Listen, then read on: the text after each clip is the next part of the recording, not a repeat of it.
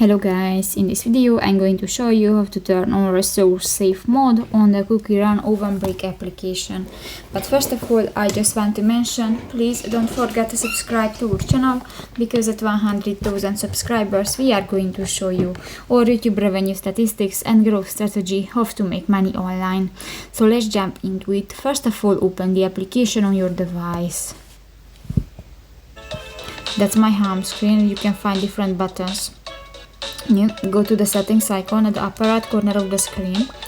At the left side on the screen, go to the second button, the game, under the account.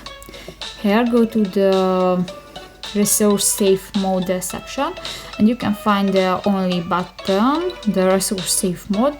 And if you want to enable, click to the off, and if you want to disable, click to the on, and that's it. So that's pretty much it for this video guys. See you in the next one. Bye bye.